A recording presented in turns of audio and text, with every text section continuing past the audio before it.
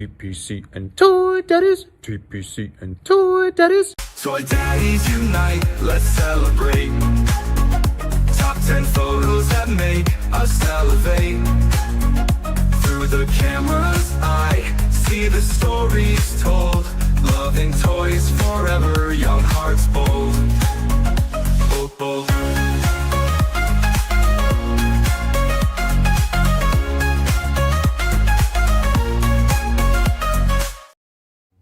What's up, everyone? It is Monday, and it's a Toy Daddy day, and you got 2/3 of the Toy Daddies here. We got No.Chewing here. What's up, buddy? What's up, man? Happy Monday. Happy to be here. Yeah, happy Monday, man. It's a heck of a Monday. I am beat, and I feel like it's been 5 Mondays. It does, and then it also doesn't feel like next week is Christmas. I feel like Yeah. I don't even know if I'm ready. I don't know I if know. I'm certain I didn't buy enough presents for people. It's like I'm gonna be Right? doing gift cards really quickly. Maybe I'll just hit up Target and just buy like 10 gift cards just in case. Just keep them in my Oh, pocket. you missed this 10% sale. I did. I messed that one up. I was at Target too, Oh, I should have told you. but I was buying 'Cause I toys know that. and I got distracted. Oh, I should have told you because I remember when it hit. I was like, maybe I should tell the guys, but I was like, they know. But yeah, I feel I totally agree with you. Toy.Father here, everyone, and I totally agree with you. Like, I did a lot of the shopping during Black Friday, but I still feel like, am I forgetting any last minute people? I always do that, but I Mhm. think I am okay. I'm planning to do this time. I have so I have my family coming over Christmas Eve. I'm gonna be going to my in-laws at some point, and then my aunt has a party. And each one, you know what On I'm gonna Christmas, do? like both on No, Christmas Eve. spread between now and Christmas. Got it. So there's 3 events really. I'm just gonna Mhm. roll up with a case of wine and like Mhm. a bunch of board games, and that's just how I'm gonna go. I'm gonna forget about most of the gifts. To all the parties. Yeah, each one. Nice. That's the vibe I'm gonna go in this holiday season. We're hosting Christmas, and so we're doing a lot of like games. So one game we're doing is like we saw this at like, I don't know if anyone's seen this. I have a weird algorithm, but at nursing homes they'll play like holiday games, and one of them is you tape newspaper into a long sheet, and then you race against another person by shuffling the newspaper under a chair Oh, with your really? feet. Okay.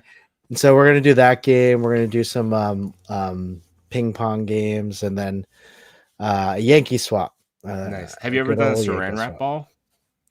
Yeah, that's what we're doing. We're doing that. Oh, but with newspaper. Wait, then tell me the saran. No, we're doing a different one. So mine It's a is like saran you, wrap you ball. put like a bunch of presents. It's like almost like that like really friendly version of Pass the Parcel, but it's with saran wrap. So you have Uh-huh. like one good present in the middle, and then you take a big like Costco wholesale price thing of saran wrap, and you start making a ball, and you just put prizes as you go along, like nips and scratch tickets and sometimes toys, and you wrap up until you get like this big old ball. And you have this one little seam from when it starts, and then you go around, you're in a circle, and you have a dice, and you have to like roll to a certain number, and then I think it's like 7, and then you have to pass it to the next person. They unwrap and wrap to get to a prize, and then the next person like rolls the dice, and then keep passing around until So you ball's wrap gone. it, you unwrap it until Yeah, so you roll the dice until you get it, then you unwrap it for a prize. yeah, but like Yeah. the person next to you is rolling the dice, so that's how much time you have to unwrap it. Oh, until they get the whatever, Yeah, 7. until they get their number. Yeah. Oh, that sounds fun. Yeah, it's super fun, super loud. We did it one year with like kids around, but only the adults did because it was nips and scratch tickets, and it got intense. Yeah, I bet it did. Brick something. What's up, buddy? Say more What's up, about this Rick? nursing home algorithm rabbit hole explode. I don't know. Hey, we're keeping it clean. It's Monday. We don't need to go into his nursing home algorithm. It's feel good videos that I have, so that's a feel good video. That's great. But hey, we have a special guest in our background right now, and we can't have him wait any longer. Plunderlings. Well, we're going to talk about Plunder Beaks and sorry, were you going to say something? No, I was gonna say Plunderlings. Oh my god, it almost could be like a a Christmas song. You know Dasher and Dancer. No, you know Plunderlings, you know Plunderlongs, you know Plunger Strongs. But now we have Plunger Beaks to talk about. Let's bring on Ricky. What's up, Ricky? Hey, Ricky. Hey guys, thanks for having me. Thanks for coming on. I'll be honest. Like, first of all, I love hanging out with you and I love talking with you. And I was telling Chewy before this, like, I just love talking toys with you because you are so enthusiastic about toys. We don't even do small talk when I see you. It's more like, hey, check this out.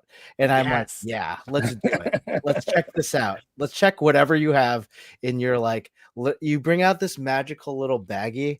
I want to describe as kind of like a change purse. And you have like always something that you want to like play with in there. You mean a fanny pack? Are you describing a fanny pack? Yes. Yeah, I saw like a drug dealer or something. Just hey, check this out. Look what I got. Yeah, But that's true for any toy companies out there. If you want to excite us, just have us walk up to the table and instantly be like, "Hey, check this out," and hand us a toy. Like, "Oh my god, look at this!" But I always have toys in my pocket, though. I mean, it's kind of embarrassing, but I think Not everyone here. around me now, I got used to it. That we're at a dinner, all of a sudden I'll like pull out an action figure and put it on the table. Or something. Well, my favorite thing is pulling out stickers from like cons or whatever and handing those out to people. Right. That's the weird thing I do. It always I think we're all strikes up kind the of weird. conversation. It's all right. Yeah, it does. Well, I know we have so many people in the chat, Ricky. So we typically will go into the chat, say hello, and then we'll like talk about some Plunderlings, some Plunder Beaks, some Plunder Strongs, Plunder Longs, and then I know there's another Plunder thing that you want to talk about as well. But let's go to the chat. Chat, you are probably one of the best things about this show, how we interact with you, and many of you are more funnier than we are. So please, like, talk about us in the chat or talk about you in the chat. And while we go through and say hi, if you have not done so, please click like, share, subscribe, all that good stuff to make us happy, grow, blah, blah, blah. Go ahead, Chris. Yes. Curb, what's up? We have some new people like on the chat, and it's wonderful to see. Thanks for joining us. Love the drawing. Sorry I can't stick around, but hope you have a plunderful time. Yes, thank you. That's a compliment from me. Thank you. I appreciate Yes. that. I did that at lunch today. Nice. Because we needed a thumbnail. Yes. Thank you, buddy. They look great. You got Dave Wonder here. Well, Dave Wonder, you know, he did a great extra live stream, and we were on there, and it's always fun to hang out with Dave. Josh Brown Toys, what's up, buddy? Check out Josh Brown Toys and all of his at his websites. All of his head sculpts are up. I don't know. He just has great stuff at great prices. He also has some custom Plunderling attachments as well. He does. Jordan from Canada. Hey, You want Laser Man? No, we need Laser Man. You do need Laser Man. Next time, can you spell it with a Z?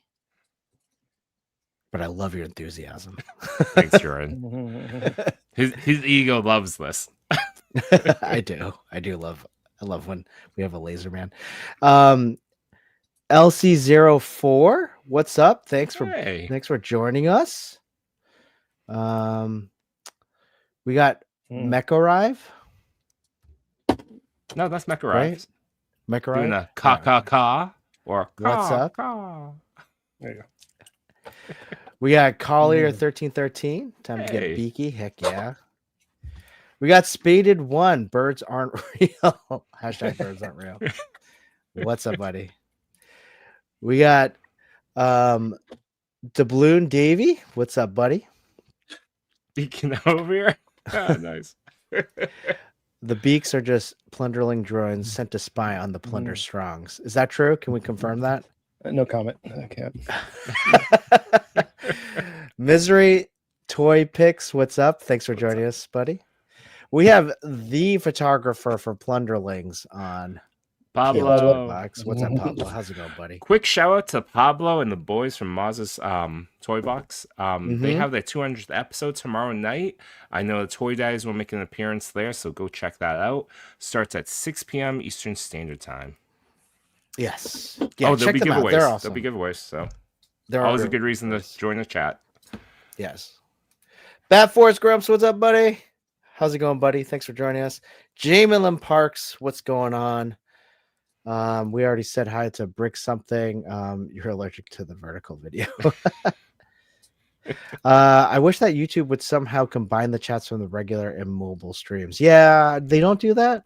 They don't do that on the end where if you're watching vertical, you don't see the horizontal. But here, at least, because we're We using see all of StreamYard, it. we see all the chat. We see all of it, so we'll highlight all of them. Brick Something, what's up, Oh, buddy? and while we're there, if you have any questions for Ricky about Plunderlings, Plunder Strong, Plunder Long, Put 'em Plunder in. Beaks, and the mystery other Plunder, let us know. We'll tag in the chat and ask. In the chat.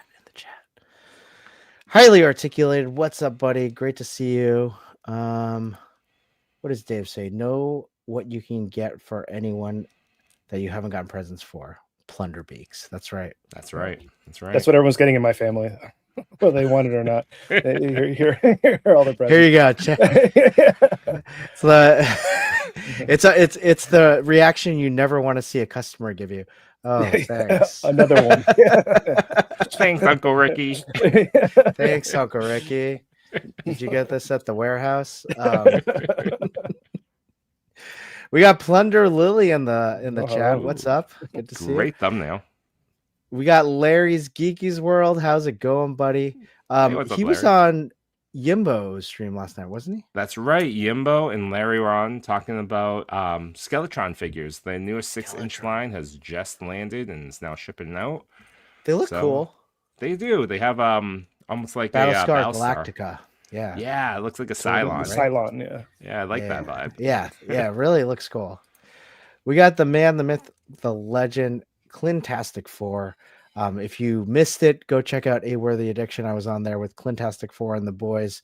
A Worthy, Unworthy Addiction, and Unworthy, and Toy Addict 17. It was a lot of fun. We just talked about shenanigans. So, all right, let's see. Say we got more. So everyone like the Saran wrap idea? It's a What's up, good one. It's fun. Apertoy? Yeah, that sounds Hey, fun. Apertoy. How you doing? What's up, Apertoy? You know what we should do at Legion's Con next year? The Saran wrap one? Saran wrap in the lobby. With what? I'll put a Plunderling in the middle. Okay, so how big is this thing? How big? Oh, is this thing was like I wasn't joking. It was like this wide. Like That's crazy. it's awesome. Johnny Cock, what's up, buddy? Good to see you. Thanks for joining us. Do Canadians not call them nips? They're like just tiny balls of alcohol. Yeah, those tiny like little bottles, like shot bottles. Vicious Soldier, what's up? Great to see you. Let's see, Hey, everyone. Vicious. Ricky, Goblin God. Hello, Ricky. We got M Trella 0828. Good to see you. Chris, look at all these goyles. Oh God, Yeah. that's funny. We got Mr. Ryan Clark. Good to see you. And we got Rick Dom. How's it going, buddy? Thanks for joining what's us. going on? Let's see. I'm just clicking some questions. I think that's it. Here's I a think- good one. Oh, we That's got another Solo race. Sinner. Sorry, so Solo Sinner. No, Keep it what's going. up, Solo. No, all I was gonna say is like another reason for cargo pants. That cargo pants are the best. Do you own cargo pants? Are coming back. Are you talking to me? Ricky, do you have cargo Oh, pants? no, I'm not currently wearing cargo pants, but But do- they're good for carrying a pocket figure, though. I'm not sure if Hmm. that's what. Yeah. I for the longest time I was slowly like getting rid of all my cargo stuff, mainly because my wife hated them, Mhm. and now they're back, so I'm happy.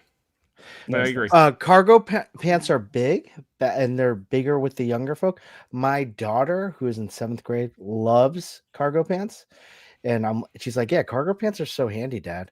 And I'm like, "Where were you when Mom threw out all of my cargo pants like 5 years ago?" I like that your daughter sees the value of pants that have pockets. I Yeah. feel like we're from the generation where women pants just still haven't caught on. Pockets, so innovative. It is. D Blake, what's up, buddy? Great to see you. Go check Hey. out D Blake. D Blake, thanks for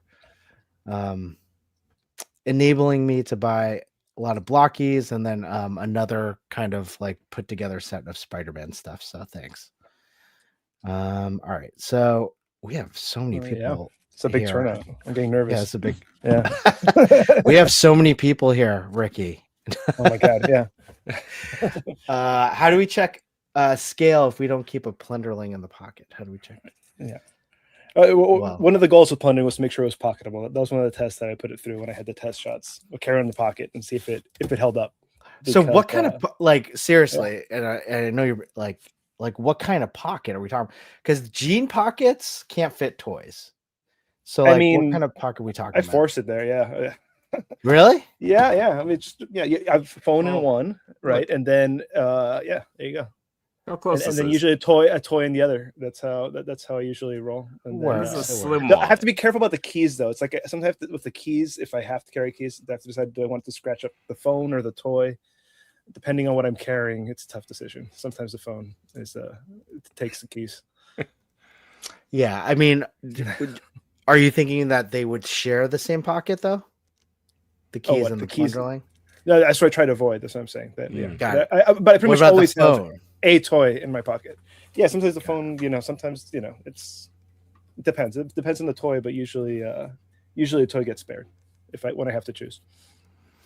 I mean, I gotta say, like, again, back to I don't know if you, before we kind of get into like plunder beaks and all that stuff, like uh, again, I love talking toys with you because they're like, you really just want to talk about toys with anyone at the con. And again, when I say hi, you're like, check this out, like, and then give me a toy, and and it's so much fun, and the enthusiasm is so captivating. What I want to ask is, how did you get down to Plunderlings? How did you get down into like, what's your toy collector origin that got you here?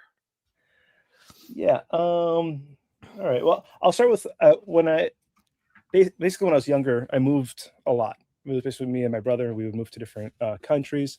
But the only thing that was like that we would carry with us a lot were the toys, and I feel like the toys kind of took on sort of like a little bit more of importance than maybe they deserve. But it's almost like childhood friends, almost, because we would like build stories together and play with the toys, and so that was one of the things that was a little more constant, was sort of that toy bin of random action figures that just that I got, and lots of times we didn't even know where they were from. So a lot of the fun was just making up what they were. Because in Latin America, you get an interesting mix of sometimes these kind of knockoffs toys, and then there's some Japanese stuff gets popular in Latin America. It doesn't really catch on in the United States, like Saint Seiya and Knights of the Zodiac was huge when I was a kid, but that never really caught on in the US. And yeah, so basically those blockies, didn't they? Chewy? Yes, yeah, blockies, Yeah, they Blockies recently did expanded those. into, yeah. And those are really cool toys because they had like these like really heavy. They're very articulated, especially for their time. They're like they're tooled in 1986, and they had this like heavy die cast armor pieces that also just like, I don't know, for me at least, it felt like it was owning like treasure. Like it felt really valuable. Yeah. Having the sort of like shiny metal pieces and the weight they had. And anyways, basically I studied I went more in the film and animation direction, and Plunderlings at first came out from an idea for a show that we were pitching. But if I'm being honest with myself, I think even the reason why I got into animation and everything was because I liked the idea of making toys. I just thought that was the only way to do it. And then eventually I got tired of pitching it and skipped the show part and just jumped to the toy part. Wow. So in Plunderlings was like, did you have them all sketched out, or where did that concept design come from? Yeah, we had a couple different ideas. It's definitely grown since whatever that original pitch deck was. But we were the animation studio is based in the Dominican Republic, and so I always had this sort of idea just to bring more both fantasy and sci-fi into kind of a Caribbean or like rainforest, kind of environments, because I feel like in general fantasy is always very, very European, very cold, castles, and I feel like it's been seen a lot, and I kind of I think those genres kind of like belong to the world and can and can't appear anywhere, right? So I was hoping to try to develop a fantasy world that took place in a more Caribbean inspired environment, but loosely inspired. But yeah, so that's why everything's so colorful, and a lot of the animals that we designed, and the fact that they're mostly pirates, all kind of comes from that. Oh wow, I like didn't know any of this. Did you know this, Chewy? No, I didn't. Mhm. I mean, and as you're saying that though, it makes a lot of sense why does. these are so appealing. Is that yeah, you're right. They are the most colorful toys I own, and like the It, most family friendly, like colorful designs.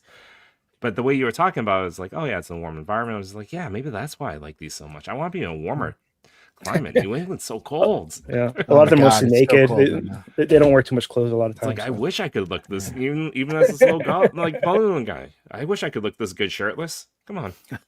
Sorry to interrupt, but we have Pablo, like, thank you so much. Like, really, never expected, always appreciated for your super chat. Go support at Chubsy Wubsy Toys for Tots Drive. He does an amazing thing for all the kids and does a great Toys for Tots Drive. He's located in New Jersey, great mom, pa, brick and mortar toy store, and he's so fantastic. He, does so much for the toy community itself. But buying all those wonderful kids some toys and Plunderverse figures, they make a perfect gift. Please, he holds a lot of different great toys, and you should check them out. And Chewy, Ricky, you can join us. We do pew pews when we get a super chat. All right, Think KO Iron Man. Yeah, for our Laserverse, and thank you so much. This is for you, Paulo. Pew pew pew pew pew pew pew pew pew. Got it. But absolutely, Chubsy Wubsy's currently running a Toys for Tots drive. Go support this still time to donate a lovely toy, perhaps a Plunderling. And what I always like to think about with Toys for Tots, because it's so charitable, it's going to kids that may not have so many things to look forward to around this time of year. That toy you donate may become that child's favorite toy growing up. That will then turn into think of young Ricky. And now he or she may grow up and develop their own toy line based upon the toy that they received through this program. So what a great point. Absolutely. You don't know who you're going to inspire with any toy that you donate. So fantastic. You got so many great fans. I believe wholeheartedly that Plunderlings are the best line of toys to get kids back into imaginative play. I totally agree with that. My kid is playing with hatchlings on my floor right now while I watch this. Yeah, the hatchlings are the little baby bodies where you can put your extra heads and hands on them to make baby figures. I do love the hatchlings. Both my kids have like a small collection of Plunderlings in their room. Yeah, mainly picked up from you at Legion's Con. An unexpected side effect of the hatchlings. I didn't think about it being like an easy toy for kids, but it was more just the constant frustrations of having accumulated hundreds of little bits and pieces of things. Yeah, it's absolutely. It's such a fun aspect where you can, and we were talking about this before the live stream occurred that you yourself today you feel like a toy daddy. Yeah. Which ultimately anyone can be a toy daddy, to be honest. Anyone in that chat. But with my kids, they always make that same play pattern of like a family. And with the hatchlings, you can make that family and even mix them up with colors. And that's to that person's point about imaginative play. They were big into that. And I wonder, is that what you had set out? Did you think about that before putting out hatchlings itself, that you're creating like a fam, like you create a Plunder family? No, I'll be really honest. Basically, they come with extra heads and extra hands, like lots of action figures do. And like I said, I've accumulated so many bits and pieces. And I think I was in Mexico City. I was working on a project there, and I bought like a little chibi Goku, and I just thought the head is like the same size as the Fig Arts head. I'm like, why don't they? And I thought it'd be fun for like Perfect Cell or something like that, like, or you have the chibi ones from, DBZ, the whatever. So it just occurred to me, it'd be cool to have like a little statue where you could put your extra heads on it. But honestly, I think that ended up being a much, not only a bigger hit, but opened up a lot of more play than honestly I was expecting. So no, I'd like to take credit and be like, yeah, it was to to do that sort of family play pattern. But no, the truth is it was to have a place to put your extra bits and pieces, and worked with Seba Dom. I always like to give him a shout out, the sculptor. I told him the idea, and then we had a couple back and forths on it. And the biggest thing we had back and forth on was getting the Buddha belly, right? We wanted to get like a little nice little cute little belly on it. But yeah, I'm really glad that it was something that collectors are more comfortable giving their kids. You know, I was always hopeful that it's something that that could be played together with with that, something that maybe dads or parents who collect that have like very delicate toys that cost too much money or that are too fragile. Yeah. That this is something that they could share a bit more. But yeah, I didn't realize the hatchling was something that would that people would feel very comfortable with just giving to them. You know. Yeah. That's such a like. I just love hearing like how it was kind of like a one-off, like of like, oh, you know, there's so many like extra heads and accessories. Wanted something where the collector could put that on, and then it just kind of took off.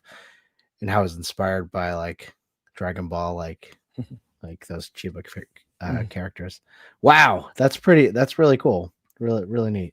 So even jumping along to the Plunger Beaks, I noticed there's no hatchlings for Plunger Beaks. Is that something that you're considering as well? Honestly, there's one designed, but it occurred to me pretty quickly that because we ended up going with the articulated faces, they don't actually have extra hands and extra heads. Oh, okay. So it doesn't really make sense for them. But they're all color compatible. So if you really did want to, like for this one, you get the black one, or this one you get the white one, and yeah, you could put it on if you wanted to, but it wouldn't have wings. The one that we had designed just is very similar. The only difference was that we gave it, I think, like little chicken wings on its back. You know, I was gonna say, kind of the baby wings. Did you do like just the notches, or are they molded on? Like the thought was that they have their own separate wings, because I know for Plunger Beaks, like we've played with those in front of you before, and you've showed it off. Like you can modify it into those 4 different pieces. So depending on the size of the wing that you want to give. Oh, you mean to put it on the back? Yeah. It was something that crossed our mind, but at the same time, like you would end up with an extra middle piece, so it's a little weird. But so for now, I don't think the hatchlings quite make sense for them. But you know, they're still compatible. They're just not specially designed for the Plunder Beak.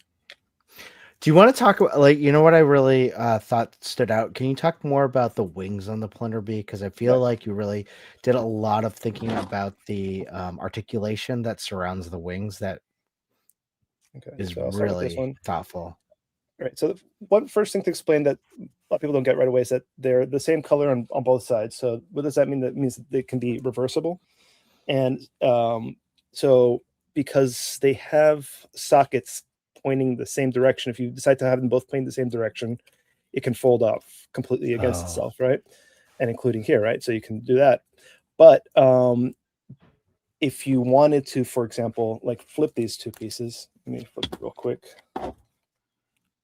And you had one socket facing one direction, and the other one facing the other one, it just adds like a different sort of movement to it. So now it's limited to like a 90-degree movement. But if you, I don't know what the word is, but if you kind of stack one on top of each other, right? So it can still go 90 degrees, but it can't go all the way now. But if you put it on top of each other like this, now you have this sort of hinge movement. Yeah.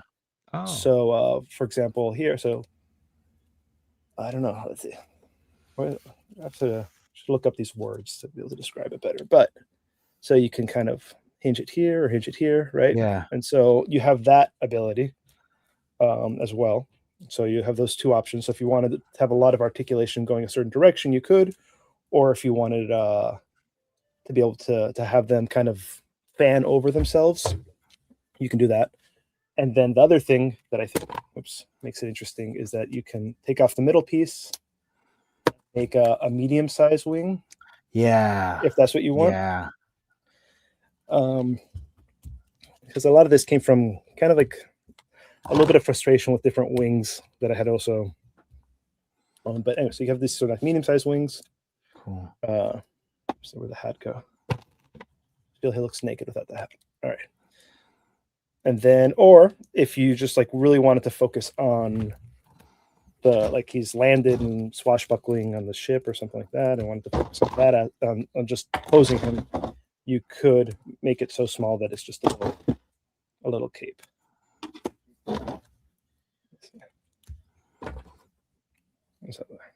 Oh, that's cool too. So it could be totally out of the way. Yeah, if you use like some imagination, like collect it in on itself a little bit. But yeah, then you can have these really small ones, and then it's perfectly. There's something that's not in the way if you just wanted to have them posing and fighting or something like that. That's kind of the idea with the wings. Ricky, can you confirm if the bird has a bigote, a mustache? Okay. No, it's. I mean, okay, if we're just talking about the toy, it has a kind of a blush on the bottom, has a red blush, on the top has a black blush. But yeah, it's definitely mustache implied. But I guess it's definitely a beak though. You can see it. It's shiny and glossy. It just gets darker. Oh, that's awesome. Well, I never noticed that. Like Yeah. that's a mustache. Now I like it even more. The reason why I drew that one, it was already my favorite from playing with it at Toy Fair and at Legion's Con. But now it has a mustache, so it's even better. I love the thought about the wings, but also how versatile it can be and how many choices you can do in terms of like how to build your wings out, whether you want like super long ones, long flowy ones, middle tier ones, and then I didn't even realize you could just do that simple cape looking short wing design as well. How like what I don't know if you're allowed to say this, but like what wings were you looking at when that was kind of frustrated by? designing? No, Yeah, I don't well, that like you were it. that you were design like Yeah, so to design. let's just kind of show yours. the wingspan that you can get. No, I've been seeing a lot of I bought lots of different ones. And I'm again, like I think a lot of people did really interesting and good jobs with them, and I don't think this is like the only solution to this question about how to do interesting wings. It was just the most fun one that we could come up with. But I think the wings. Well, Goliath. It was like an old Kenner toy that had cloth wings that would open up. I always like those were always my favorite. I think that I had seen, and then getting the modern Gargoyles toys, like those wings were kind of unwieldy, and they took up a lot of space, and they did eventually release the cape version where it's like the wings kind of drape over him. But yeah, again, it's like I felt like I was never 100% like sure if I wanted which one I wanted. Basically the cape one reduced so much it's like silhouette and just became such a simple figure that it wasn't that interesting. It would also limit the articulation, and the other one would take up so much space that it felt like it felt like having an extra person in your home almost. Where do you put it, and like and also another thing that I discovered, and it's part of the reason why the beaks took as long as they did, is because we had to retool them I think 5 times because of finding the right weight distribution and the right hinge to hold the weight. That's also was an engineering part that I didn't realize was going to be so difficult, because you are asking a very small hinge to carry a lot of weight, and so all that became part of what went into it.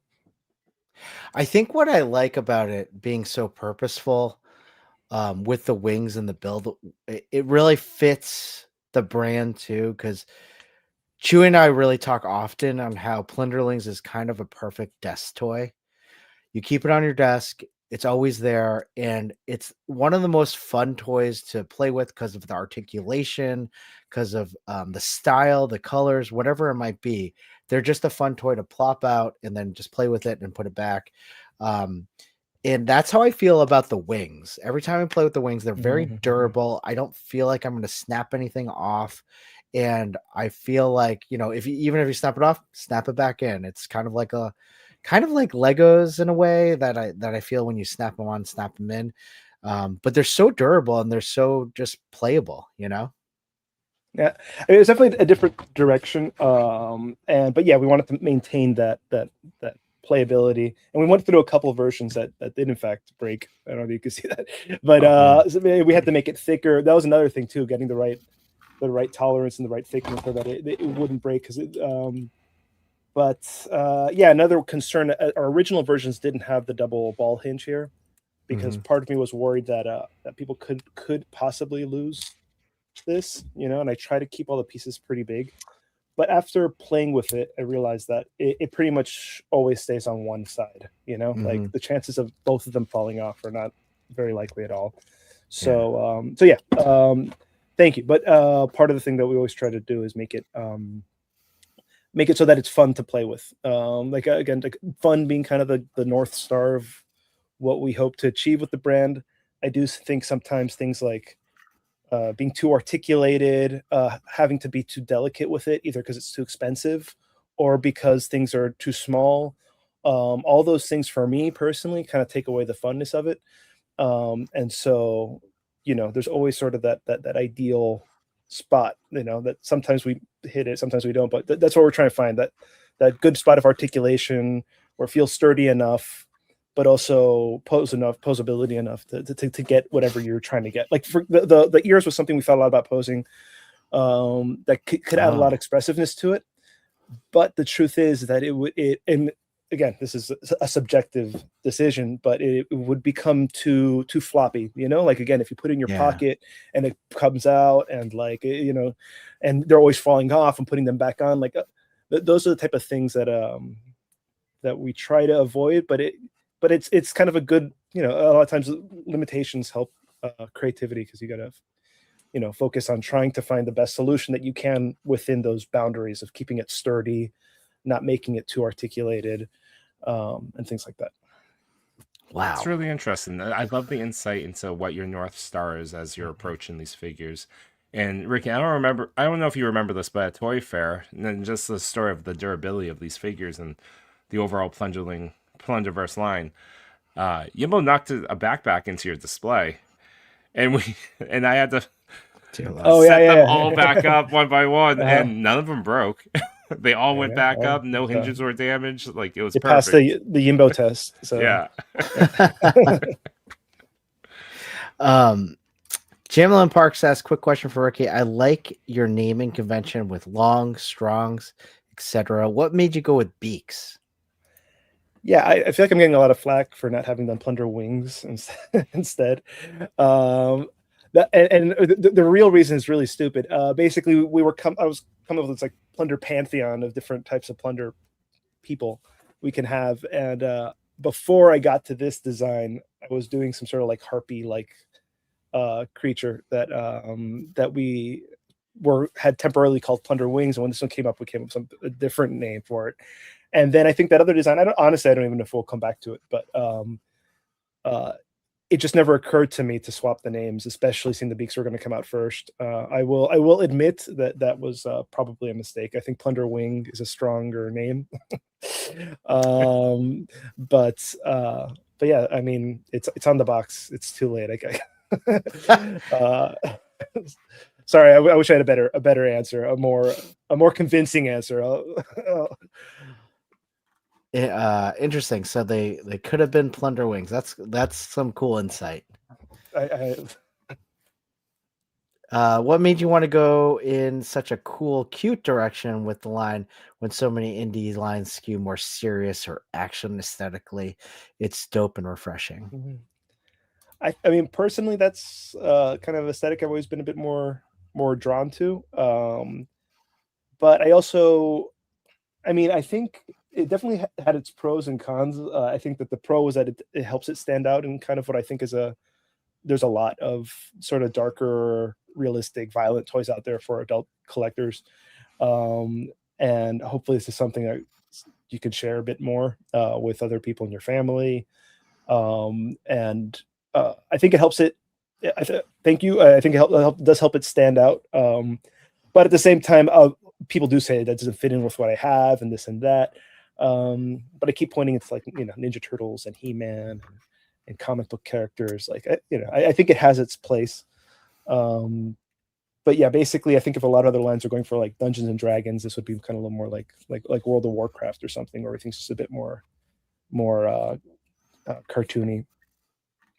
And again, coming from an animation studio, I think I just in general that's how I think about shapes a little bit to make them, to make the silhouettes interesting and readable and stronger colors. Yeah, totally. I think these are really unique. And yeah, it definitely is different than, when we take the sample size, big sample size of Legion's Con, the figures there. And yeah, these were the only ones that I saw, very young children playing with, like in the lobby, like I had very young, like 3-year-olds. 8 and up, though. I keep saying it, 8 and up. No, they have to be 8 and up. They shouldn't be 3-year-olds because they have magnetic pieces. Oh. I had a friend. I had a friend who came to Legion's Con. He's not a big toy guy. He just came to hang out with me, and he's like, "I got to get something for my." He has 2 boys. One of them was really into Diablo, so like kind of like he got one of like the exclusives at Legion's Con. It was kind of a no-brainer. The other one was not into this kind of like Legion's world. I was like, you know what, I think he'd like, and I took him down to your booth, and he bought himself a Plunderling. I think he bought Bone. I think he bought Bone. Is on Bone? He's on Bone, yeah. Well, thank you. Let me know. I'll get you your sales commission for that. Yeah, no problem. Just the thought I'd get that out now. No. Friendly nudge. No. But again, it goes back to like your demographic, who you're shooting for, and when you go to these cons, it's really great that you're there because I feel like you really cater to every single fan, right? So. But also thinking about the fun kind of that again, that guiding kind of ethos that we're trying to just make the most fun toy possible. For me, it's more fun if it's colorful, if it's expressive. I don't know. It just, to me, that makes it more fun. Can we see the pilot episode for Plunderlings? No, I don't have a pilot episode. We had a pitch deck, and we do have a very long stop motion that we worked on with Pataka Studios. So I want to give them a shout out. They're a Chilean stop motion studio that we're going to be releasing very soon. So stay tuned. Oh, very cool. Yeah, and so it's about 20 minutes long. Oh wow, cool. Yeah. I need more hatchlings. Is there anywhere that they're still available? Yeah, I only they're not on our site right now, but Uncle Bob usually has them. Uncle Bob's Vintage Toy Shop. So does Hidden Temple, which is another comic book shop, and also Acme Superstore a lot of times has them.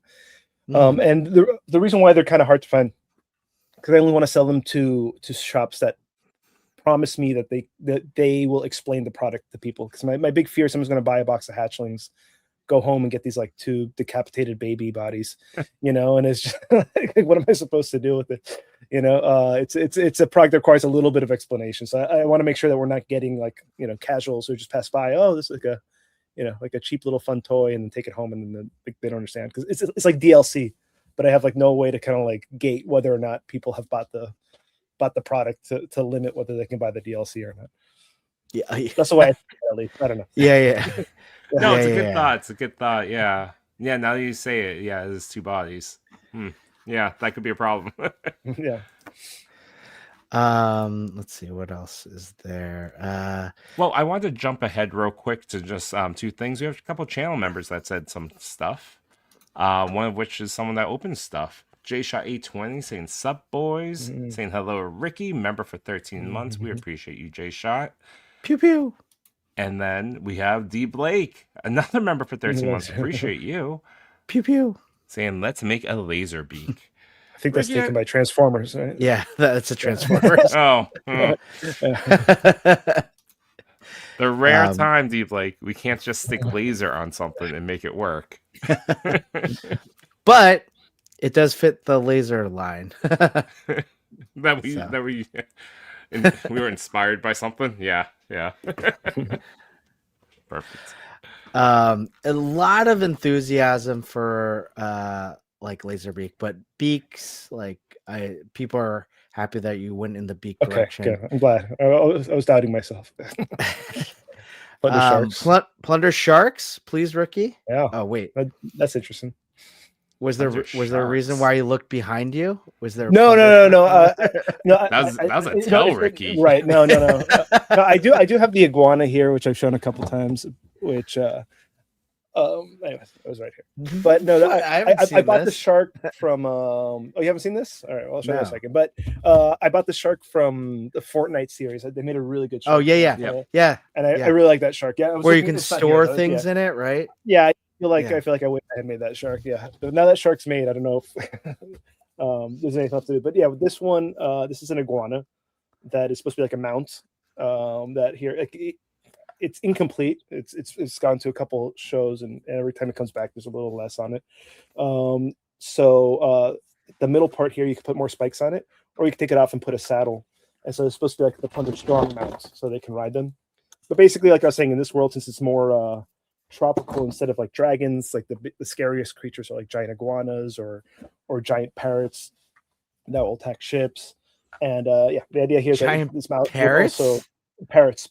Sorry. Amazing, like birds. Like birds. Yeah, and so here the mouth kind of accordions open, so it could open almost to like not 180 degrees, but close to it. So it could open really wide, and then you could also put figures in the belly. This was before that shark came out. Anyways, but yeah, this will maybe eventually will be like some sort. The idea was going to be a stretch goal when we wanted to do the Kickstarter, but I think we'll have to save that one for later because it's a lot of tooling, which is making the molds. That's the most expensive part. For sure. I do like the idea of cool.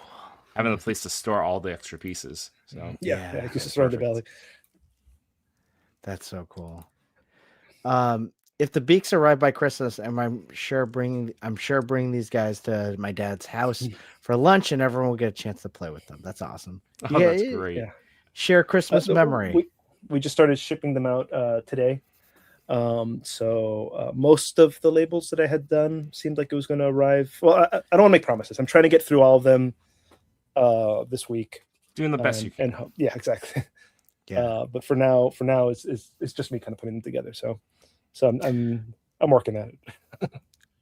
Well, I just wanted someone just popped into the chat.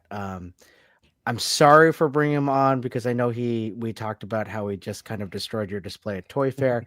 But Yimbo, what's up, buddy? I heard that. No kidding. And they're fine. They're all fine.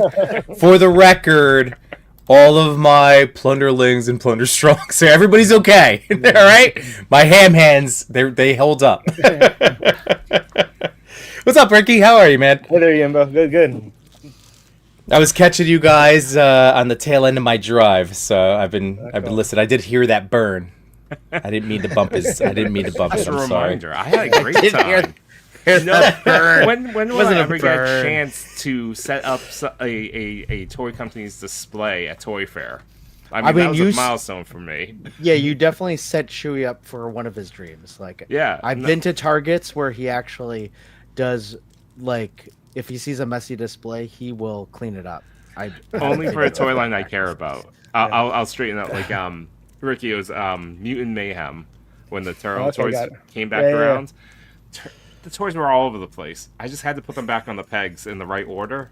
You know, like all the Donnies are in like one sleep.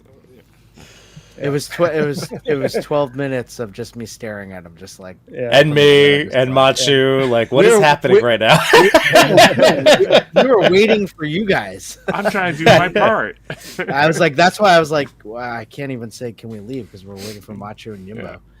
I'm just trying to leave a positive impact on the community. But Ricky, you got so many like great fans. Sharks got tropical vibes. The plunder part is the best. Chicks also dig cute goblins way more than anything else on the shelf. Plunderlings were my wife's gateway drug into toy collecting. Way to nimble.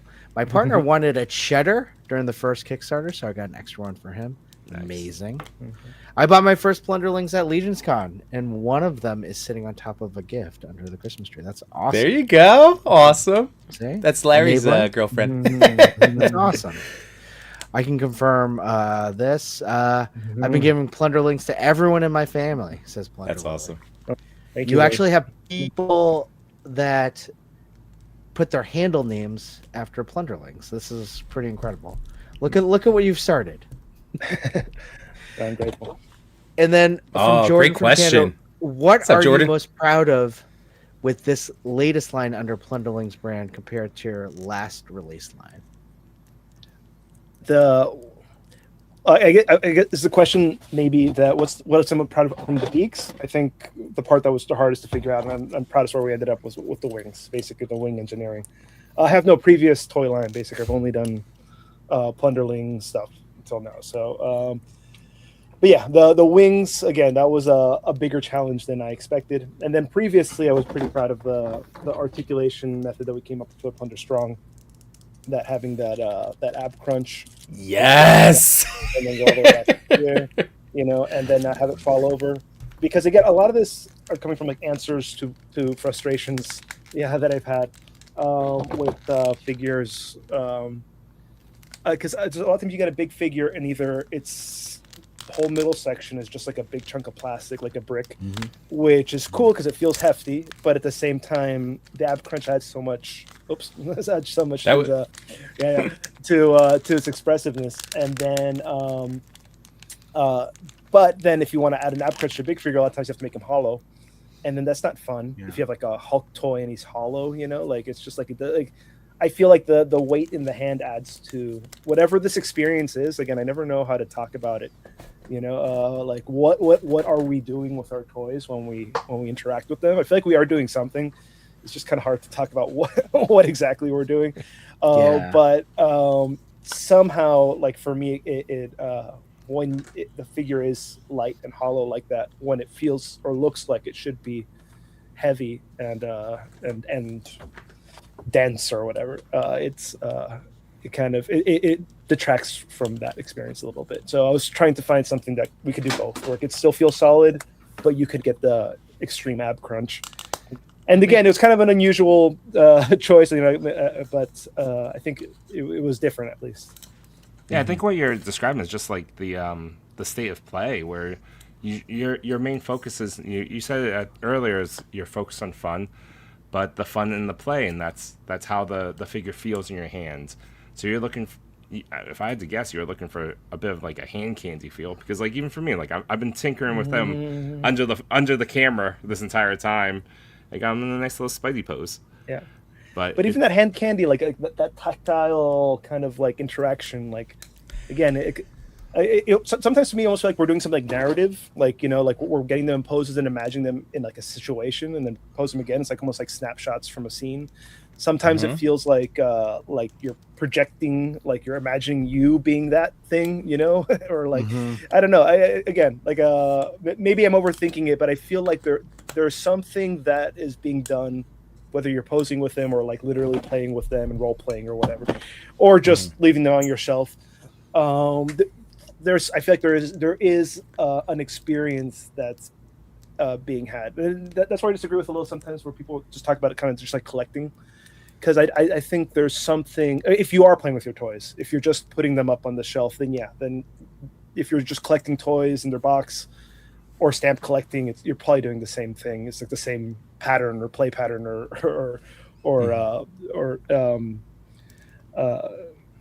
but I feel like with toys, there is an experience that's being had, right? Yeah.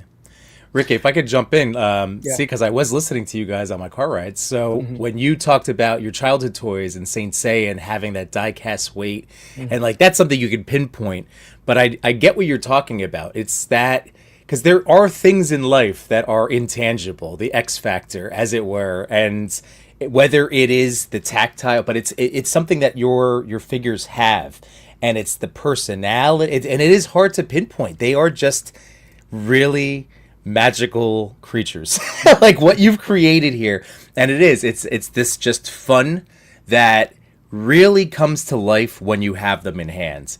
I mean, again, the stuff that you've been cranking out like is incredible. Like everything is just so much fun, and it does have to like be held and to be believed. You know, like you have to like get into their hands, and then it's all of a sudden you just fall in love with these guys. So. Well, thank you. Yeah, that's when people buy them. Say, "Oh, I'm not going to open it up." You know, I'm just gonna, like for me, that's not a compliment. I feel like no, like I didn't make it for that. You know, it's like giving someone a DVD and you're like, "Oh, I'm not going to watch. I'm just going to keep it."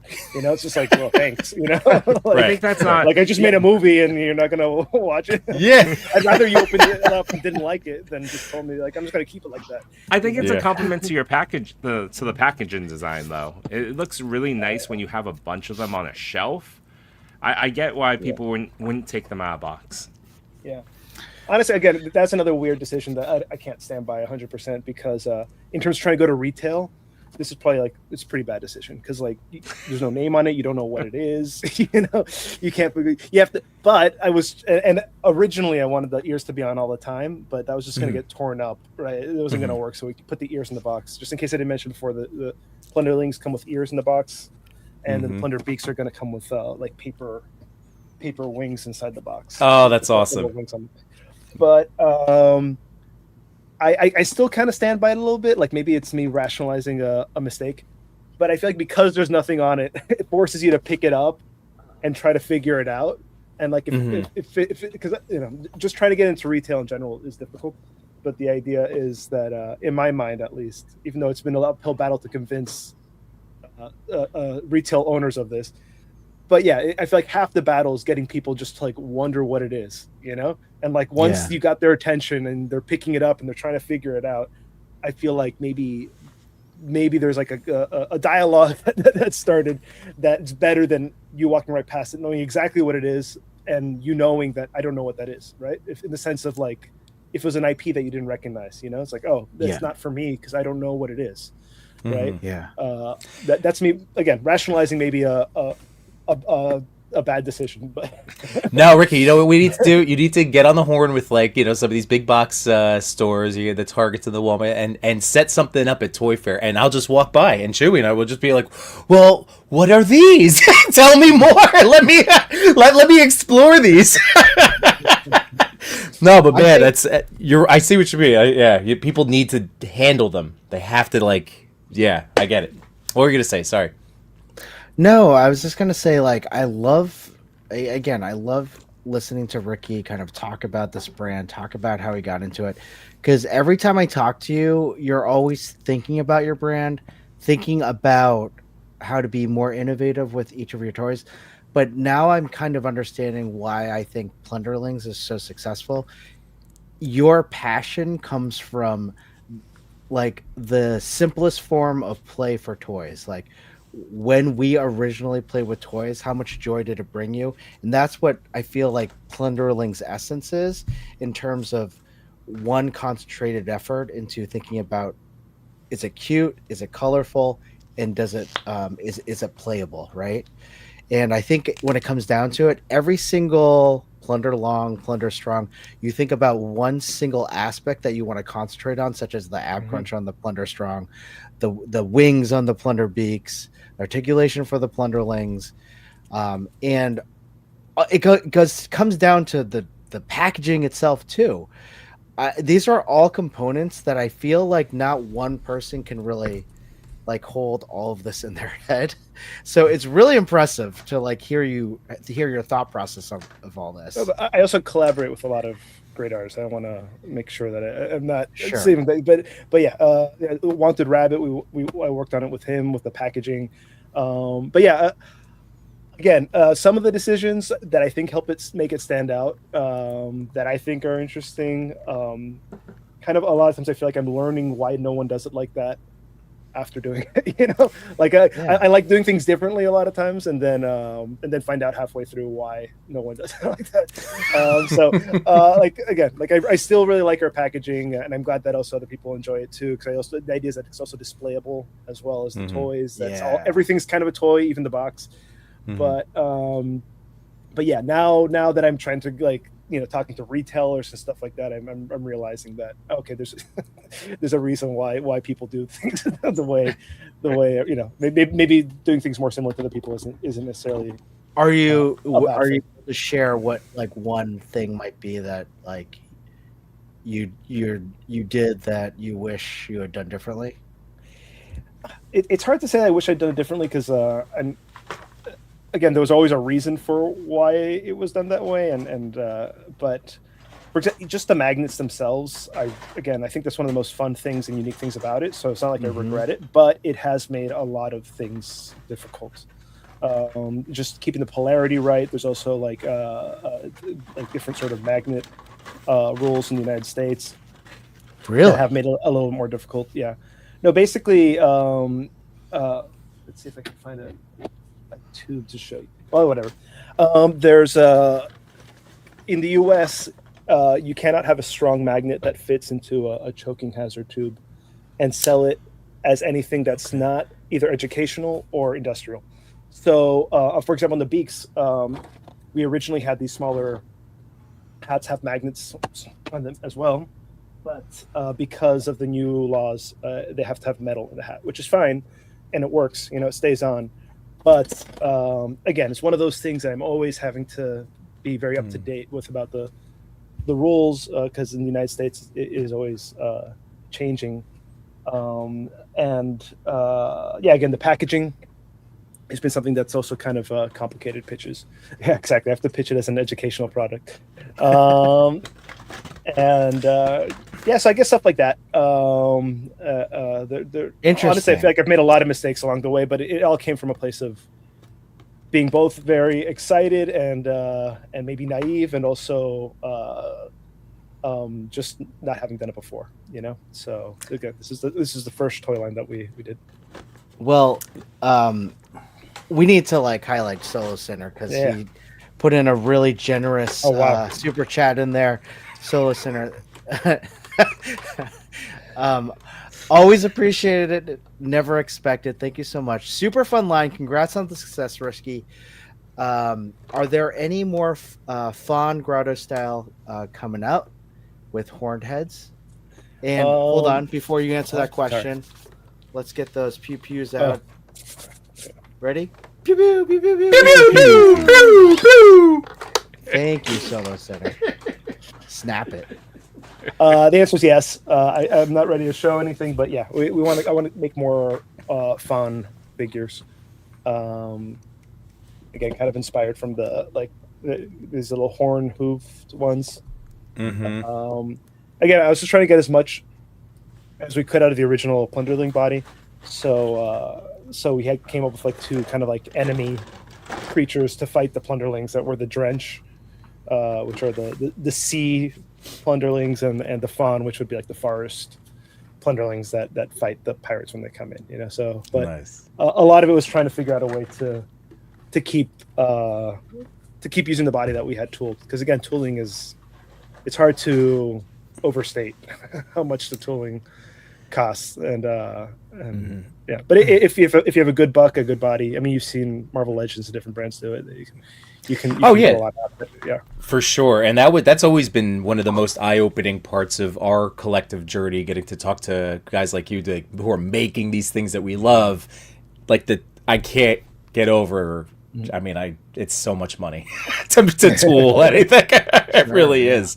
And again, that's why we're always trying to push the support of small creators who does it like independent companies, and it's just if we want these things, we do have to support them. So yeah, it's And that's why Kickstarter is such a good platform for toys too. Again, I'm a little nervous with these Plunder Beaks because the first time we're not using Kickstarter, because a lot of times if you don't manage to sell enough units, you don't want to start the process at all.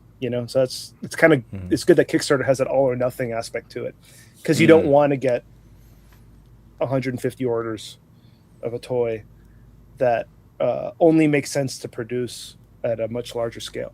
Because then you're on the hook for producing the figure, but it doesn't make sense. The economics of it don't make sense because at the end this is mass production in it, and I really like the feel of mass production figures, but you have to kind of be able to sell more units to justify the tooling cost.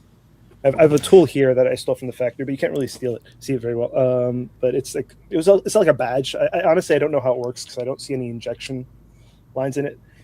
I bring it to the show sometimes so people can see how much it weighs, but it weighs a lot. It's steel, it's pure steel, and for you to pick up these tools again, they're like the size of a table, and they have to use like forklifts with chains. It's like they're massive. They're massive. Wow, really? But what they let you do is that you can inject molten plastic into them tens of thousands of times, and before it starts to degrade. And that's something you can't do with any other, with silicon molds or doing it with 3D printers.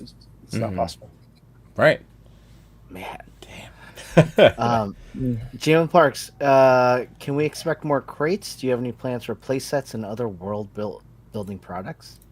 Definitely yes to the crates. We actually have 2 Plunder Beak crates designed, but again, we're going to save them for later, I guess. Again, this originally was supposed to be a Kickstarter campaign that all of a sudden's kind of gotten split up, and so, but rather than holding on to everything and waiting till we had everything to bring it out, we kind of had a change of plan, and now we're just like releasing it as they come in.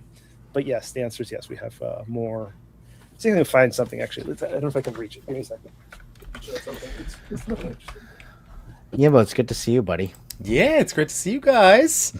I'm just looking because while Ricky goes to find that, I think it's a fair point, or to let people know where they can find some plunger beaks. that's what I was just Yeah. looking up. I was just looking that up. I was on Big Bad. I was seeing what they were listing. This is because I know that Ricky. They're are they here now? Are they like? Yeah.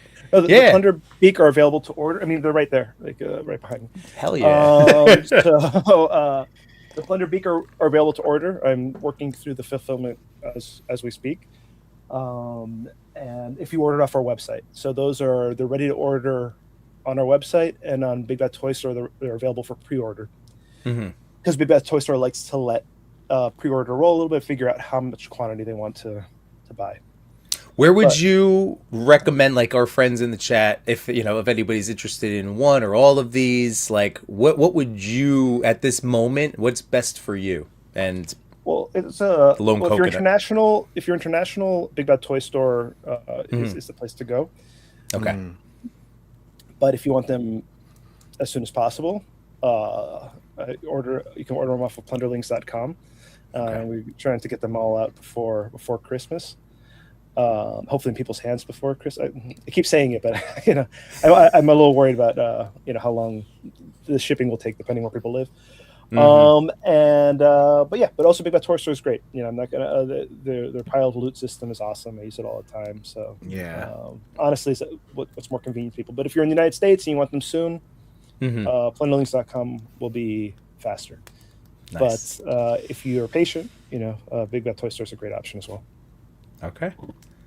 Cool. Oh, Go man, check look them at out. Some accessories that we haven't just for potential. These are some pieces for future crates, but we have this feather sword, I guess, for tickle fights. So nice. Well, Ricky, now I want it. I can't wait for the next Yimbo reviews everything sleepover. Oh my god, the tickle fights. Yeah, this is amazing. But yeah, we have some accessory pieces that were supposed to be specific to the beaks. Oh, that's Oh my god, that is That's an amazing. exclusive reveal here. But here we just so cracking up. Here we go. L04, so close to flying to my house, and this is great. 2 sets ordered, may do another set off of Big Bad once I get these in hand. That is awesome. And Plunder Lily also. Tickle fights is crazy. And fun. Yes. Oh my goodness. Misery ToyPics, is there a chance the original Plunderling Tinkerers will get made? Yeah, I mean, there's a chance. Right now we're focused on the beaks and then after that the frogs. But yeah, that was a stretch goal that we didn't hit. But a lot of it, again, but anyway, but we did have the pants tooled that we never used. So they are tooled, the pants. It's just a matter of doing a run on them. And again, we have to just make sure there's enough interest that it makes sense to do. But they're just kind of like baggy pants that the Tinkers have. But this is a frog. but the frog doesn't have this. It's just kind of a mix of different pieces. Are you talking about the frogs yet? Are we doing it? Are we jumping in? Yeah, I mean, it was on the cover of Toy Collector magazine. Yeah, that's true. Yeah, if I had more salesman discipline, I'd probably be focusing the beaks. But I don't care. It's like, Sure, Ooh. So I want that. I want this frog. So to take off his hood. So Oh my god. you can hold So cool. 5 So weapons. cool. You can hold a weapon on his tongue. Was this the And, one that you showed us at Legion's Con? Top secret? Yes. Yes. He He Yimbo, and As of now, showed me- shit. he showed me the figure. He showed me the box. He gave it to me, and I said, "Oh, can I buy this now?" And then he goes, "No," and then he took it away. Wait, I have a question, Ricky. Do you have 4 tickle feather swords for the frog? I'm just. Yeah, you get that for it. So yeah, you also got like the swimming poses. Yes. So Oh, cool. And yeah, this is the alternate tongue. You have the sticking out tongue and the regular tongue, Oh my and god. then they all have hoods and masks. It's supposed to like more So cool. Like, secretive. So But you mentioned it, or Chris mentioned it, but like, yeah, the tongue, it can hold the swords. It's so awesome. So it's cool. so cool. I know. The way it works. I mean, if Okay, you have one of those Yimbo, before, they all 5 have tickle like feather swords. a little hook, Mhm. a little peg in the back that you can put these little hooks onto. That again, there's no instructions in the box. It's another mistake I've made. A lot of people don't know what they are, but they're made for like you put a hook on the back and they're closed, and they can kind of clip on There we accessories. go. Yeah. So this also the tongue is also has a hole in it, which you can put a clip in there as well. So you can clip on. Again, it can't be anything too big, but you can clip on the weapons there as well. yeah, And that's how Amazing. the tongue holds weapons. That's cool. that's awesome. Hold on. Ricky's really good at showing you something you really want and then taking it away. That's sales, Josh. That's sales. Yep. I don't think it is. No, I think it's just me not being able to. I'm not good at keeping secrets, basically. I'm just excited. I want to Hey. talk about it with people too, because a lot of this stuff is just sitting around here. We kept our mouth shut, Ricky. We just Mouth is enjoyed still that shut, whole Yimbo. thing. I know. Yeah. That's what I'm saying. I think a real disciplined salesman would just be like, "The beaks are awesome. Buy the beaks. Go for the beaks. Beaks are going to change the world." And I'm just excited to show what I've been working on. What other Well, I stuff think- sitting around that people haven't seen. I think that's the beauty of it, though. Like the beaks are great, the frogs are great, and you're creating this huge world where each figure that you're concentrating on has a lot of thought. And I think the thing to highlight for the beaks are those wings. Those wings are so fun to play with. And here's The- the mask. Sorry, You I was looking crushed for the. Yeah, I know. I'm now- really I know trying to we're- talk the beaks up. that. No, You keep showing me the frogs.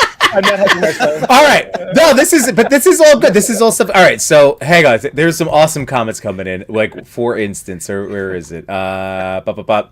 Okay. So for the frog, we'll keep our frog talk and we go back to beaks and wings because I do want to like I do highlight the those fro- wings I again. really want the frogs. I will. You're right. So Mech Orv says we need to know the inspiration for the forearms and the tadpole head. I mean, the tadpole head, I could say that basically, I don't know if you remember the Poe from the Zelda series, especially in Ocarina of Time. The ghosts. These ghosts that have like most of the Link hood. And so basically, I thought that hood was cool, and the idea was that basically the hood was holding a tadpole. Right? Oh, is it? Right, Are you? so- Wait, hang on. I think I found It's the ghost. picture. It's like it's the ghost enemies of Zelda. Is it that? Similar? Oh, I wait. It is. Maybe my memories actually. Maybe click on the top, on the second image Let's- there. I say I don't know. let's There you go. like. Oh, there's okay. Like, A lot of them have these like pointy hoods. yeah. I don't have a collection of them. But they have these like pointy. Also, Zelda, Link has his pointy hood as well. That the idea was that it would just be interesting if that shape was an interesting shape that the hood would be hiding. Forearms, I don't have a good explanation for that, to be honest. I think that maybe a little bit of Bucky O'Hare, is it called, the duck, has forearms from that show. But yeah, basically, but it's articulated in the bottom and on the top, so that you can have them pointing different directions as well. Oh, that's neat. So you're not stuck with the bottom. Oh man! Oh, this is great. Yeah, here we go. So like the frogs are amazing. Awesome. There we go. Plunder strong toads when. It's great.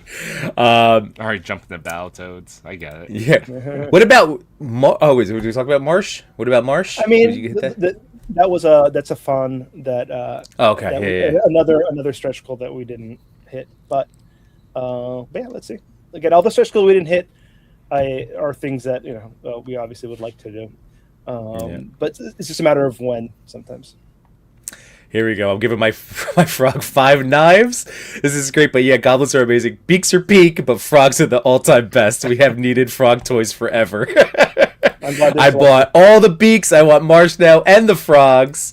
Endless Fables of the House dynamic and have tons of personality. Amazing. And then Pablo knows it. What's harder is knowing what's coming, photographing it, and not saying anything for so long and being a part of a plunder group where I'm always being asked. I could see it, Pablo. I could see it. Pablo, that's summarized as lion. Happens a lion. I don't know. Some listener said, does anybody know where I would have seen a plunder strong with tentacle, lower legs, lower body? I think it was a dark green translucent. Oh boy. That's right there. So this is the Plunder Strong Drench. Right now we've only released one, and it was a Kickstarter. All the Drench are usually Kickstarter exclusives. But basically it's got these tentacles that can kind of rotate in different directions. These can hold weapons, and then you can also like mix and match to take this one off. This is an early prototype, so that is so cool. Nearby. But yeah, so this is just the Drench version of the Plunder Strong, and yeah, that's another thing that I'd like to do more too, other colors and stuff like that. But again, I have to try to stay disciplined because honestly, we do too many SKUs sometimes. It's just like it comes from a place of wanting to make everything. Sure. But, that's why we kept the Plunder Beak line shorter, just 3 figures, because in total we've released like 40. That's amazing. Wow. Yeah. So but it's too much, to be honest. So that's why we're trying to do smaller ways. But yeah, you can also have like whatever. It's just you can also have it standing like that, make it taller. That's so cool. Just going on like what you're like, you have all these ideas, you have all these prototypes and everything. Like I did want to mention something that you did that I like absolutely loved was when you released the coin, the gold coin, and you did like basically, yes, that's it.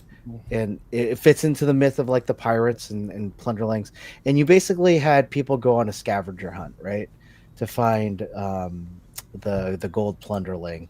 And I thought that was such a cool, fun thing to do for your fans, fun thing to do for the product itself. And like how did you come up with that idea? Like, was that just something that you already like I was trying to say before, like getting into retail for us has been kind of like an uphill battle because again, we're not Batman, we're not like we're nothing that a comic book store owner, even mom and pop shop, would know. And so a lot of times there's that risk element. It's like if I buy some, what if people don't know what it is, right? And so the idea with this game was to do a couple things. One, it was after the pandemic. I thought it'd be fun for people to get out of the house and go on an IRL adventure. And then second of all, it was a way for me to to show some of these comic book shops that there were interested people nearby, and also for people to go, and maybe people who live nearby also didn't even know about them, So it's kind of a little bit of matchmaking there to say like, hey, we have people in the area, and like and if you participate in this game, you could see and they come by the shop and most people like us, the addicts, aren't going to walk into a toy shop and just pick up the free thing and leave. I'm pretty sure people are going to walk around and they get other stuff as well. I agree. I walked out of Chubsy's with some stuff. So, but again, I've always liked the alternate reality games. I don't know if you remember those, or ARGs were kind of cool, like in the early 2000s maybe. The most famous one is I Love Bees, that was done by Halo 2. Anyway, it doesn't matter, but it's alternate reality games. Or have you seen the movie The Game? That's the idea of alternate reality games, where it's like a fiction that's embedded in your life. So sometimes it makes you have to go to a place when there were public telephones that would ring at certain hours and you get a clue, and it'd be kind of the scavenger hunt thing. and you might interact with people who are actually actors that are playing a part. So obviously it went nowhere as complex as that. We tried to make the simplest version of that possible. But that was kind of the thinking there. I thought it, honestly, it's something fun that I've always wanted to do, but also it was kind of a way to engage with retailers, and again, because I also know that the retailers are also struggling because a lot of these mom and pop comic book shops that I really love, having a hard time keeping up with everyone just buying everything online, and again, but a lot of the things I like most, I've just discovered by casually walking to the shop and finding something that I didn't know about, Right. So it was kind of a way to also show some love back to that as well. We'll go out and go there in person. There's something to being in a physical location. It's like the same reason that many people around, within our age miss Blockbuster, like we're the analysis paralysis of online shopping or looking for something to watch. There's something really that's amazing. Like when I go to Chubsy's, I just walk up and down those aisles, and every single time I'm still seeing new things. Oh, I missed that last lap around. Like there's always something new. It's interesting. The whole social media effect is interesting because like one thing it does is that it kind of democratizes, like, all of a sudden you can compete for the same eyeballs as a massive company.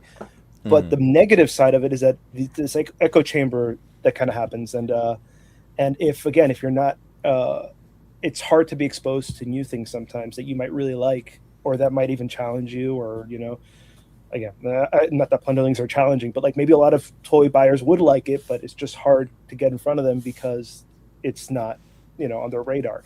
And or again, different comic books and stuff like that. A lot of it there's kind of that sort of discovery aspect of going to a store, picking something up, not knowing what it is, looking in the back of the box, taking it home, and then all of a sudden you might find something new. And then if you're only following the same people that always do the same stuff, it's kind of hard to have those new discoveries but more than anything, I find that more often in comic book shops where where the collection's a little more eclectic, where there's like lots of things from different time periods. Like Love and Rockets is a comic book series that I really love, that again I just discovered just by walking to a comic book shop and picking one up. Well, Ricky, I mean, like I know in a way, like you are preaching to the choir, because like that's how all of us became buddies. Like it was walking around a toy show, like a toy con, and then what are these? Oh, this is so fascinating. I'm gonna go. Oh, this is amazing. Like literally, that was the story. And like that's what I'm saying. Like we're speaking from experience. Yeah, it's so true, and I think. I really appreciate your thoughtfulness in terms of like connecting with retailers, getting your product in, and then trying to find a way that your product connects with people. Seeing the people that you talk to on your show, the following that you have, and also the people that have joined our show today just to talk to you and cheer you on. I think you've really found a really good niche and a really good, pretty much crowd in terms of Plunderling fans. So, I mean, obviously you continue to think to grow your product and all that, but you got a good core right now. I'm always going to be grateful first and foremost, trying to do good by them, because the Kickstarters is what let it happen. Sure. So without that, we wouldn't have anything. Yeah. Plunder Lily, by the way, I love this. Yeah. Idol is the star of the Christmas tree. Found Grotto and Acme. Had never heard of Plunderlings before that. Yeah. Oh, cool. Superstore. Yeah, Al04 said, I don't know how I first heard about Plunderlings, but I'm glad I heard about it and backed the first Kickstarter. Been your biggest fan ever since. Kevin Apgar, what's going on, man? I said I saw random photos on IG and looked them up. Missed the Kickstarter, but all I could after that. We will always be here to cheer Ricky on. There we go. And Flute was my first, still my fave. That is awesome. Good. Oh, man. So I wanted your input, Ricky, and I can't remember if I've told you about my passion about toys and my passion about a character I've created. And we've mentioned it on this stream so far, but I created a character called Laserman. Now, have I told you about Laserman? No, you've never told me. But, Okay. yeah. Well, My Do you have God. pictures or something to put up, or Oh my just to- god. Well, yeah, actually, I have something for you right now if you would like Alright, to cool. see. It's So like he knows. I created Laser Man when I was 9 years old, and he lives on a farm. He is the son of a wealthy dairy CEO, and then one night, or he lived a simple life on the farm, and he was one day milking his best friend, who was a cow. It was a cow, Okay. and the cow. No name, it's just cow. Yeah. The cow kicked him in the chest, and he needed an immediate heart transplant. Hold That up, night, Chris. How after all of the laser pitches? yeah, I know. We Getting have not a little named convoluted. the cow. Let's just He's milking his friend, bro. That's all good, Rick. His best friend. His best of all friends. Yeah, really good Let- friends. let's just go to the video. Okay, here we go. Oh my god.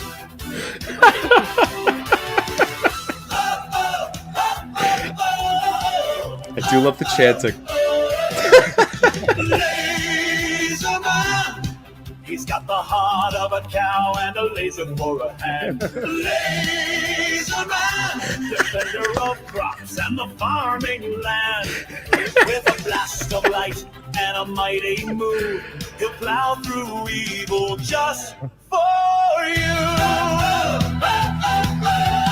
Out in the fields where danger grows, he battles villains no farmer knows. Modern schemes, reflection blinds, but Laser Man's justice always finds. Laser Man, ironclad, like courage, He-Man. country strong and grand.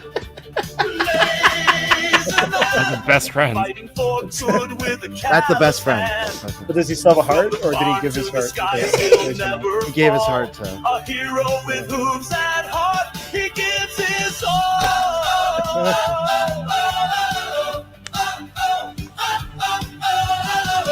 When the cows cry out and the hay bales burn, only one man can stop the storm. Only one man moves fast enough. He's Laser Man, the laser-powered legend of the land. Laser Man, the only hero who truly understands. From silo to city, through lightning and flame, all evil will tremble at Larry Laserman's name.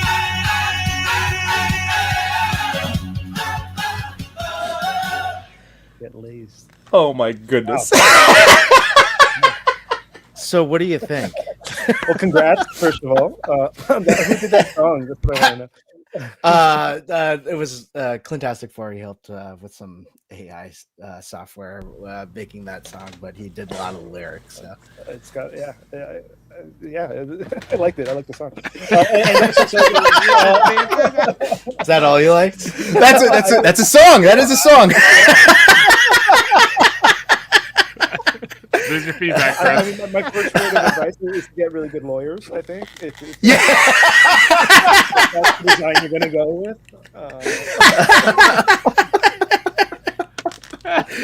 It needs some rework. We know this. Hey guys, Oh. I like Ricky have a childhood dream, and it includes Laser Man. I'm still stuck on the. So he got kicked in the chest by a cow. Okay, yeah. The cow gave By him his best heart. friend Cow.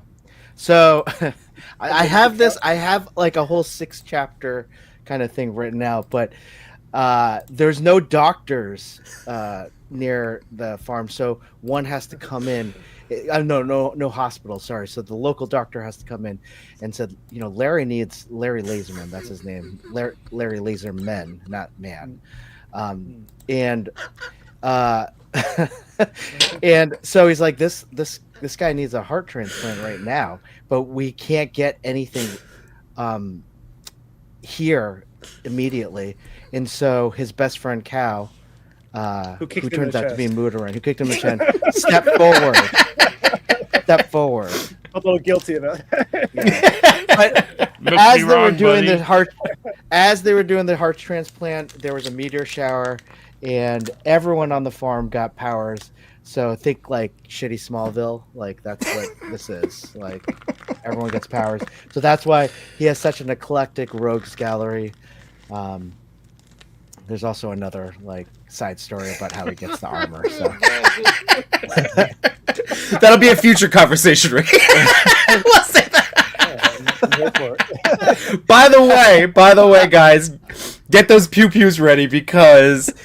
oh yeah, Hold on, there it we is. have to go back to that. Bam. Oh my God, so listener again, never expected, always appreciated. Although based on sending Ricky some super chat strength to endure what is about to come, we're with you, Ricky. We'll get you through this together. I appreciate it. Thank you, so listener. I get those $10, right? Yeah. Oh man. Oh man, I still can't get over this one again. Man? Oh my god.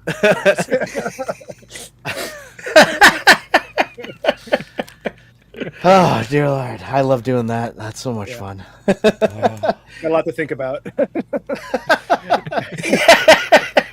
Well, I mean, I learned a lot. Maybe get good lawyers. That's a good one.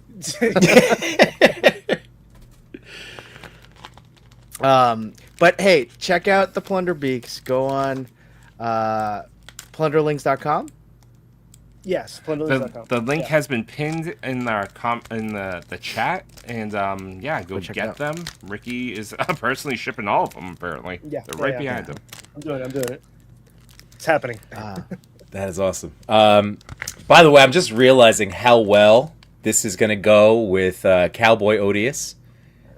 Whether it's yeah. partners or in battle, like that's going to be something really cool. I'm excited about as I, it's, again, these toys inspire creativity. They inspire. All of a sudden, I'm like, They ooh, really yeah, do. partnership. They're Yeah, educational toys. yes. That's my story. And I'm Because of- sticking by it. That's right. I think this guy's an engineer. Yeah, exactly. Educational. And he has a magnet. That's why. How do they work? But Ricky, By the way, this is great. Plunder cows win. Let's go Men, there's more than one guy milking laser cows. yeah, I just that comment. Oh, Plunderly wants to know: have we gotten close to Ricky's goal, whatever that goal is, for Plunder Beak orders? I don't know what's big that toy stores end on our end. I'm happy. I'm definitely happy, but I definitely want to try to get the word out more as well. Mhm. I want to try to again because because it wasn't a Kickstarter. It's not performing as well as maybe the Kickstarters had, but I think also Kickstarter's like a month, and it's a lot Right. of time, Yeah.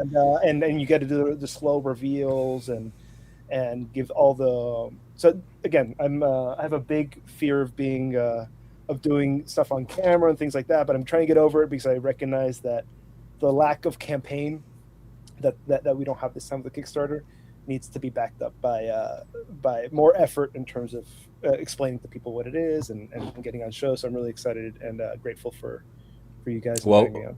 Of course, Ricky, and our friend Deep Lake Makes had provided. So I have a set of the high quality images of these Plunder Bleaks. So I will be working on that. I'm going to text the boys so they have it too. The high res images. So again, thank you to Deep Lake for helping again. Just like this again, community effort. So.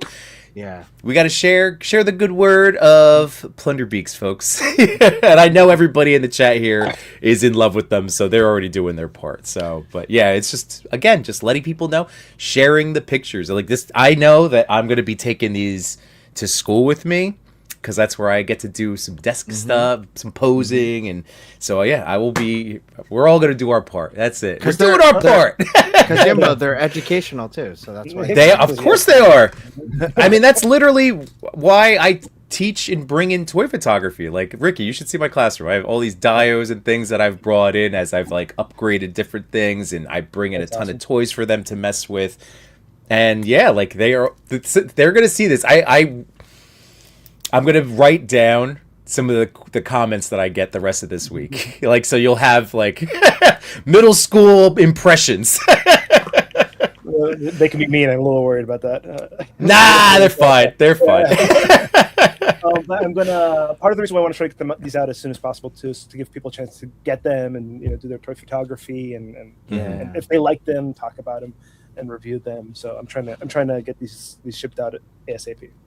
Well, that's why I was asking about the best, because when I saw Big Bad had them up for pre-order, but knowing that you had them, like this, I do want to get these as soon as possible. Because again, it was so much fun when Chewy and I got to play with and just experience the wings. Your articulation is so ingenious. It really is so much fun how you've been able to work them and the posing you can get out of them. It's really fantastic, man.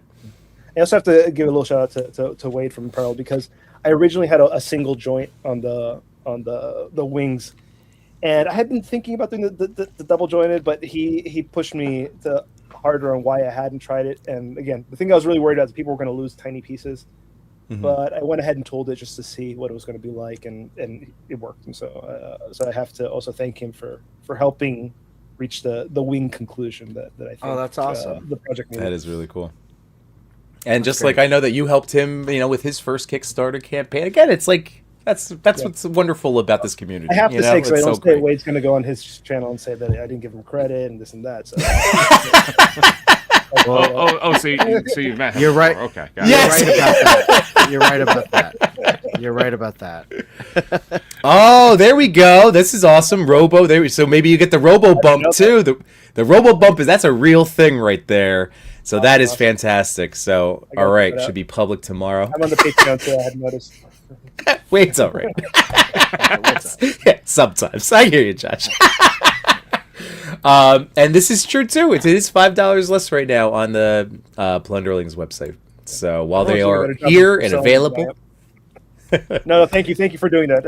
I think I would have gotten through this whole interview and not even had mentioned where they were available. So thank you. Yeah. And awesome. We do have one final question. Country Boy 9 asks, when it comes to Plunderlings, do you have any favorite type? Plunger long, strong, etc. I think that's generally to everyone. So. Yeah, I mean, I think that the original Plunderling, I think it's just special in general. Like, I think it was kind of like for me at least, it felt kind of like a lightning in a bottle moment, and also the fact that it worked and that everything about it was the first one. So it's hard for me but at the same time, I do really enjoy the Plunder. I mean, the Plunder Beak has the same articulation, but the added ab crunch that the beaks and the longs have. So in terms of straight up articulation, I think the longs or the beaks. I'll say the beaks. Like I am here talking about the beaks. The beaks were definitely my favorite in terms of articulation. But nice. With the original Plunderling, if I had to pick one, I think I would stick with the Plunderling because they're. I'm also excited about the frogs. We get to go back to like a happier creature, because the Plunderling I was trying to capture like an emotion with every single one. So the Plunderlings are like really happy, the Plunder Strong are angry, and the Plunder Long are sad, which is again maybe not a great idea. Again, like in terms of mistakes, but the idea is that like I wanted to try to capture like a single emotion with each of them. The beaks are a little more complex. I'm not really sure what's going on. We started exploring new directions there, but nice.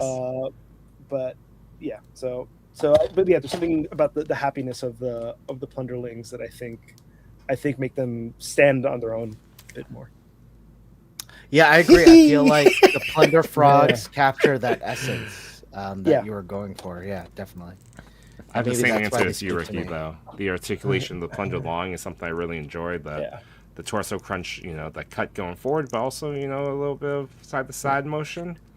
And if you rotate the waist, you can also spin it. So if you want to have an extreme side-to-side motion. Oh, cool. That makes sense. Okay. Yeah. Oh, wow. And then the frog also has an angry face.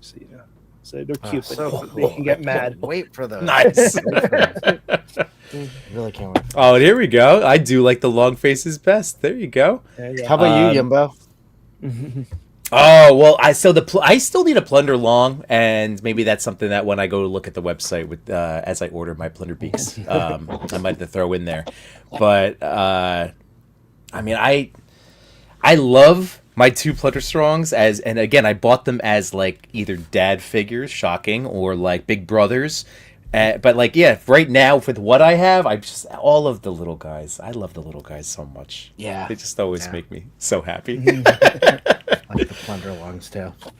By the way, Ricky, I wanted to ask one final question. Like, who did the stop motion for the Plunderbeaks?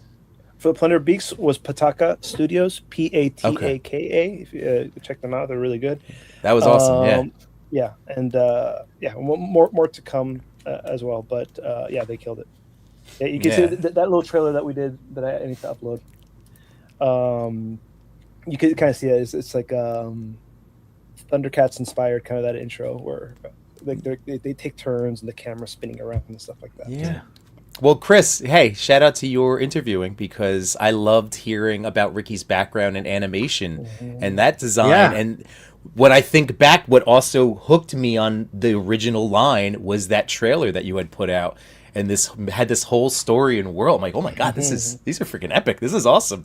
And now to see things continue. And again, you support artists in our community, and it's just it's amazing. So it's just it is such a wonderful company. I feel you're great. very supported by them as well.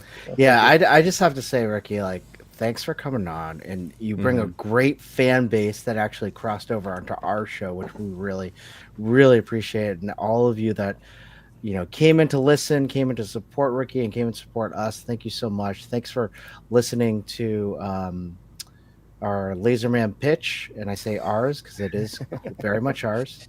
And I appreciate, Ricky, your thoughts. But final question: what did you like about Laserman? Yeah. Good night, my toy collectors, photographers, and more. We had some fun tonight, but we're out of pictures to explore.